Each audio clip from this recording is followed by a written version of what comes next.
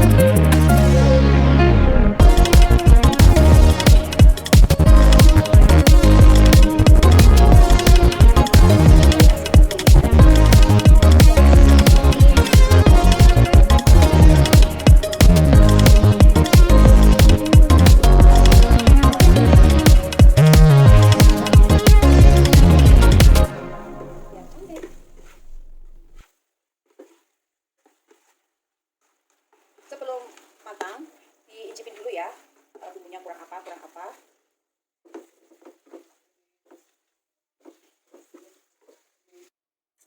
Sudah matang.